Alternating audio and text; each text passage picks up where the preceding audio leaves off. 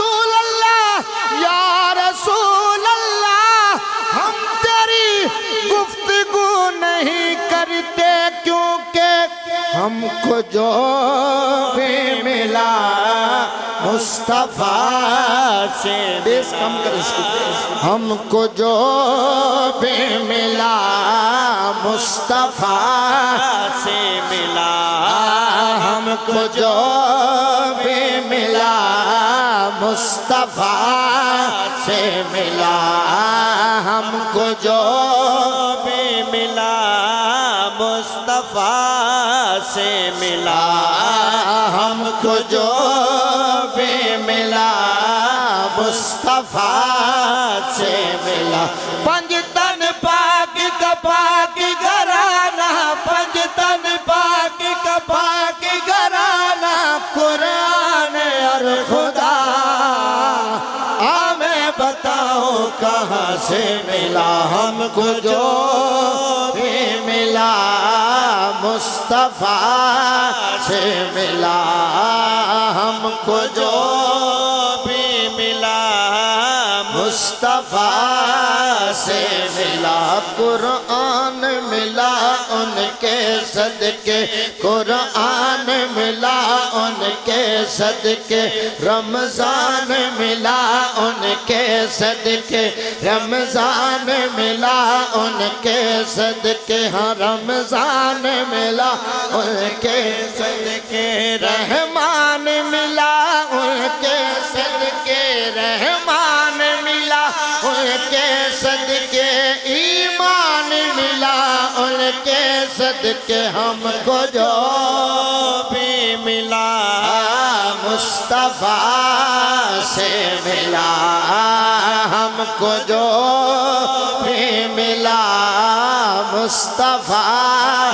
سے ملا ہم کو جو بھی ملا کہ محمد جو رو کر دعا مانگتے ہیں خدا سے خدا جانے کیا مانگتے ہیں محمد جو رو کر دعا مانگتے ہیں خدا سے خدا جانے کیا مانگتے ہیں کبھی بیٹھ کر التجا کر رہے ہیں کبھی ہاتھی اونچے اٹھا مانگتے ہیں الہی کرم کر دے امت پہ میری وہ اس کے سوا اور کیا مانگتے ہیں یہ وہ در ہے جس پہ خیرات دیا کر گدا تو گدا انبیاء مانگتے ہیں ہم کو جو بھی ملا مصطفیٰ سے ملا ہم کو جو بھی ملا مصطفیٰ سے ملا اج دی پاک محفل سنگین سجائیے سیدات اکرام جلوہ کرن حضور دے ثنا خان بلا کے قبلہ شیخ الحدیث صاحب نو بلا کے اساں تساں سارے نو مل کے بلا کے اج دی سونی محفل دا آخر مقصد دسنا چاہنا مقصد کیے متاں کئی صورت وچ مل پویں آپ سبحان اللہ نہ کہ میں تب بھی پڑھوں گا میں آج اور مزاج میں بیٹھا ہوں بس آپ اللہ آپ کو سلامت رکھے آپ بڑی توجہ سے سن رہے ہیں متاں کئی صورت وچ مل پویں ساکو خیال جو وے ودے پن دے ہیں کدی در تے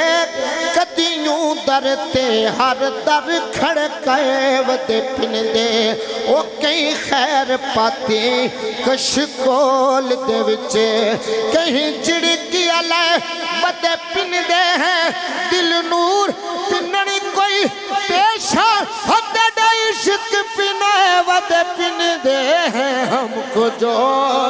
بھی ملا مصطفیٰ سے ملا ہم کو جو بھی ملا مصطفیٰ سے ملا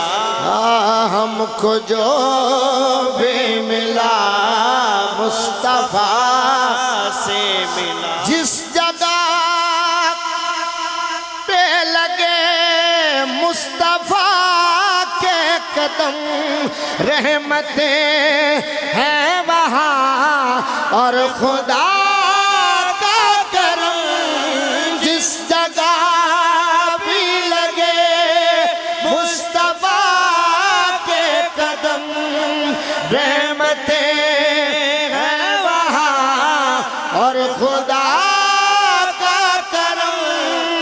پر خدا کا کر آپ کا در اور آپ کا راضا آپ کا در اور آپ کا راضا دنیا سے ہے جدا ہم کو جو بھی ملا مصطفیٰ خواجہ نصیر الدین نصیر ملت کی فرماندن کے تھی جس کے مقدر میں گدائی تیرے در کی تھی جس کے مقدر میں گدائی تیرے در کی قدرت نے اسے راہ دکھائی تیرے در کی رویا میں اس شخص کے قدموں سے لپٹ کر جس نے بھی کوئی بات سنائی تیرے در کی پھر اس نے کوئی اور تصور نہیں باندھا ہم نے جس تصویر دکھائی تیرے در کے انواری انوار کا عالم نظر آیا چلمن جو ذرا میں نے ہٹائی تیرے در کی اور آیا ہے نصیر آج تمنا یہی لے کر پلکوں سے کیے جائے صفائی تیرے در کی آپ کا در اور آپ کا روضہ دنیا سے ہے جدا ہم کو جو بھی ملا مصطفیٰ سے ملا ہم کو جو بھی خالق نے رحمتوں کا خزینہ بنا دیا اللہ دی قسم مدینہ ہے یہ ڈا سونا کہ خالق نے رحمتوں کا خزینہ بنا دیا عطروں سے بڑھ کے یار کا پسینہ بنا دیا رنگینیاں سمیٹ کر کونین کی امیر مولا نے مصطفیٰ کا مدینہ بنا دیا آپ کا در اور آپ کا روضہ دنیا سے ہے جدا میں بتاؤں کہاں سے ملا ہم کو جو بھی ملا مصطفیٰ سے ملا یہ ہے تربیت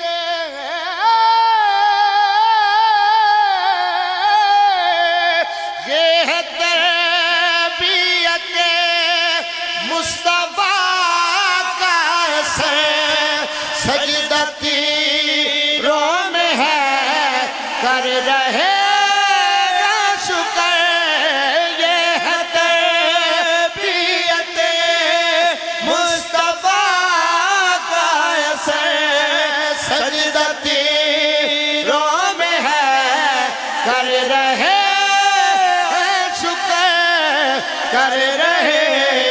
گئے شکر کربل میں شبیر نے دیکھو سب کچھ دیا لٹا کربل میں شبیر نے دیکھو سب کچھ دیا لٹا ہم کو جو بھی ملا مصطفیٰ سے اور ہاشمی فیض ان کی نالے ہاشمی فیض ان کی ہے نالین کا پاک بی بی کا صدقہ ہے حسنین کا صدقہ حسنین کا نعت کا ہر ایک شعر مدینے والے کی ہے عطا ہم کو جو بھی ملا مصطفیٰ اپنی زبانوں ایک باری معطر کر کے سارے آکھ لو ہم کو جو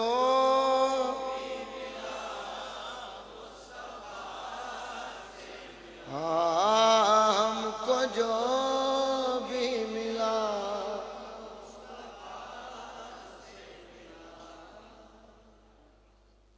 آئیے وقت کو سمیٹنے کی طرف جا رہا ہوں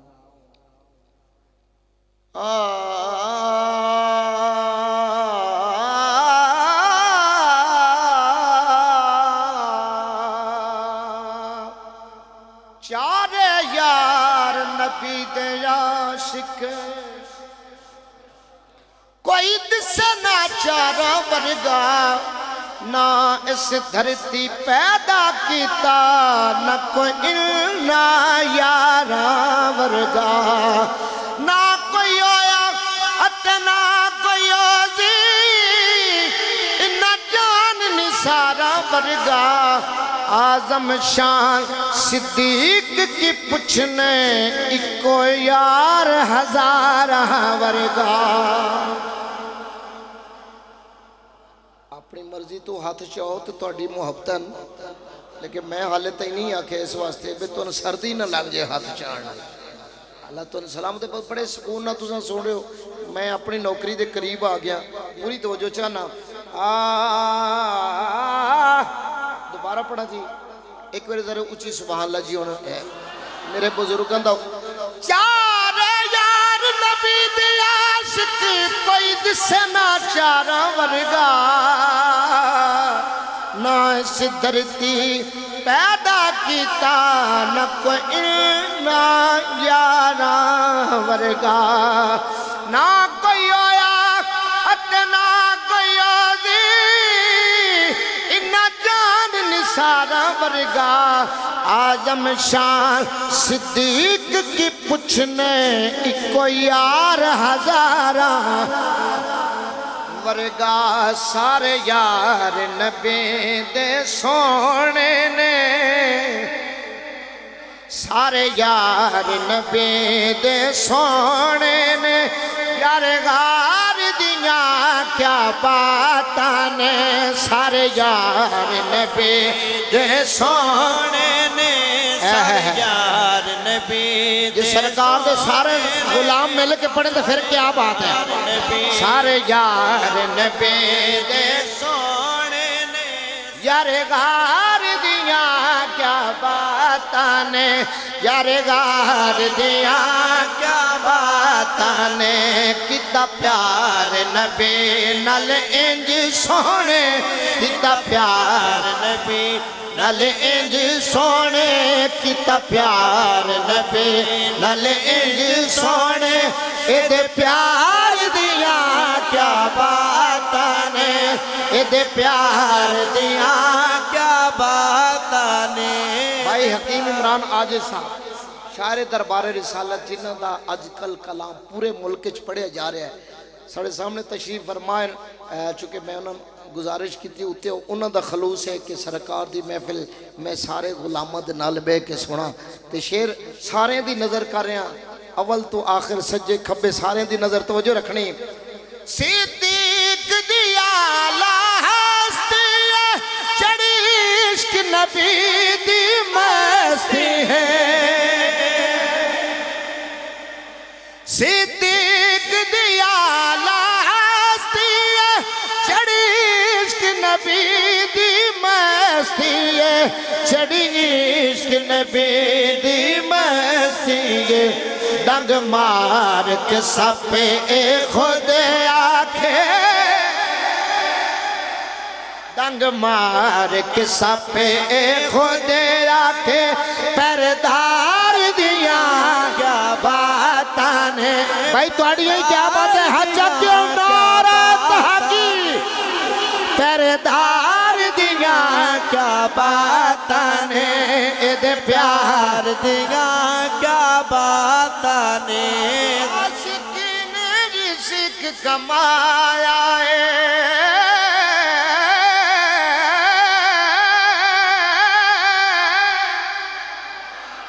عاشق نے رزق کما جائے کندیاں تے مدینی نچایا ہے کندیاں تے مدینی نچایا ہے بابا جی اگلی لین میں نوریاں دی پڑھ رہے ہیں اللہ جانے فرشی کی کر دیں میں عرشیاں دی گل کر رہے ہیں فرشی پتہ نہیں کی کر دیں کندیاں تے مدینی نچایا ہے بولے نوری ویکھ کے اے منظر بولے نوری ویکھ کے اے منظر حبدار دیاں کیا باتاں نے حبدار دیاں کیا बातां ने इहदे प्यार दियां क्या बातां ने इहदे प्यार दियां क्या बातां ने इहदे प्यार दियां क्या बातां ने इहदे प्यार दियां क्या बातां ने प्रीत नबी नल लाई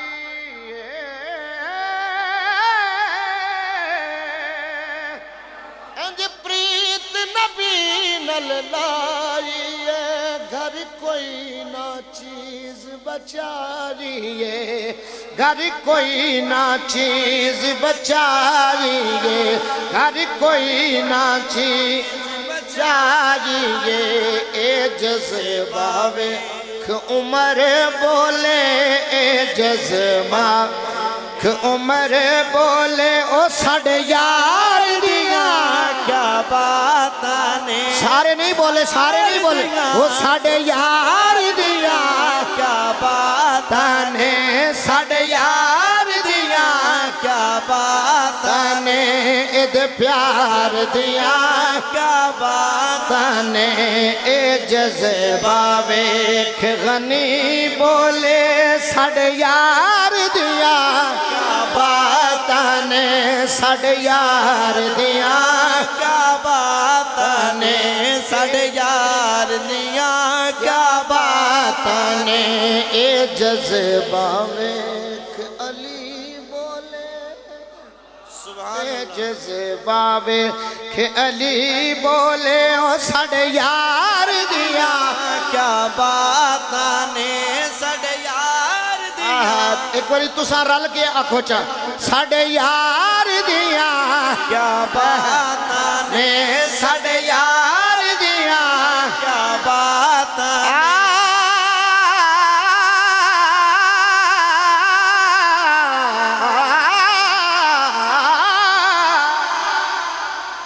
घूमे चार चफेरे मदनी दे मता दुश्मन वार न कर देवे मता दुश्मन वार ना कर देवे फिर क्यों ना आखा ए हाकिम फिर क्यों ना आखा ए हाकिम फिर क्यों ना आखा ए हाकिम फिर क्यों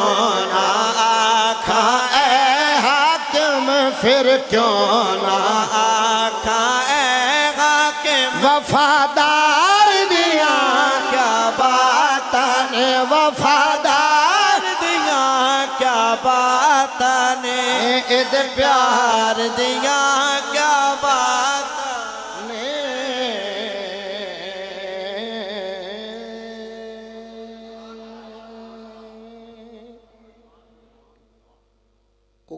मुहर्रम में आके सुना सा जिंदगी रही थे ते अज मौला के नाथ की बारगाह च दो शेर तीन शेर मियाँ साहब ने पेश करके ते इजाजत मेरी नौकरी मुकम्मल एक बार जरा उच्ची सुभान अल्लाह कह छो मैं इस तो ही मुख्तसर करा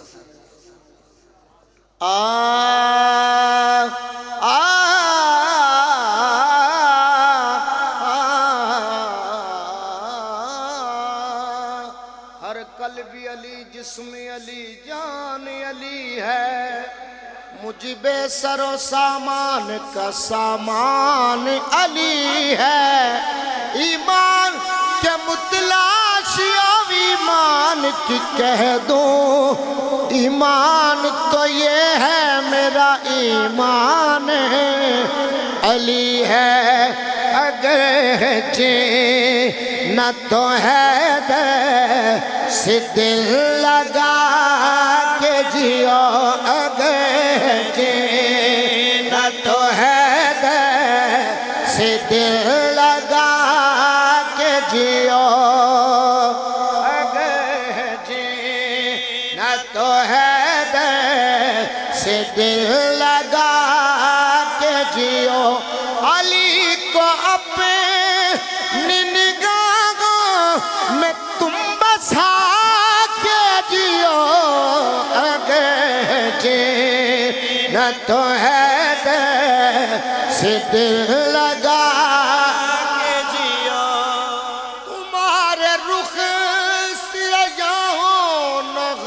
زمانے کے تمہارے رخ سے ایام نہ غم زمانے کے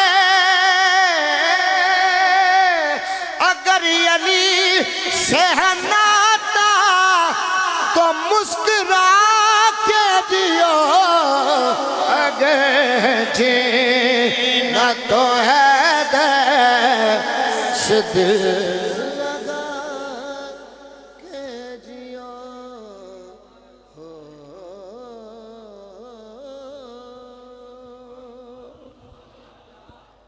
وعدے کے مطابق میں نے 3 کہے، 3 سے بھی ایک کم، 2 اشعار پڑھ کے اجازت چاہ رہا ہوں.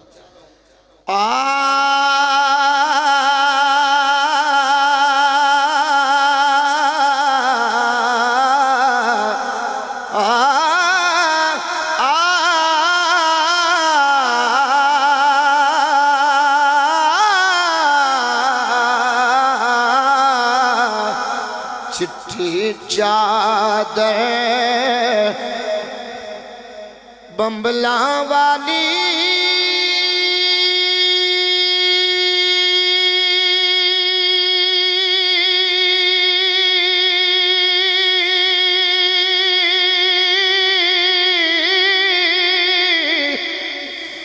داغ نہ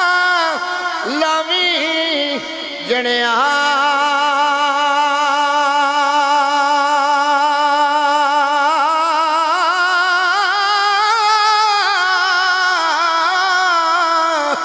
حشر دیاڑے پھر نہ رکھی ہے ربا کی بنیا حشر دیاڑے پھر نہ رکھی ہے ربا کی بنیا تے چنگی مندی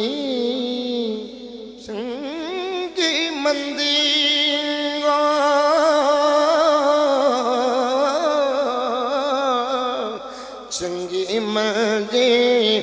یار سجنا کولوں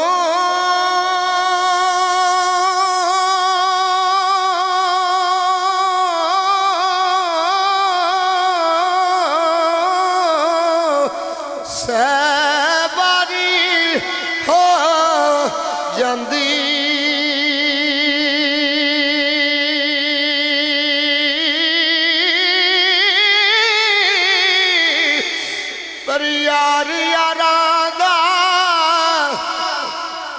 یار یارادہ گلا نہیں کر دے اصل پریت جنا دی یار یارادہ گلا نہیں کر دے اصل پریت جنا دی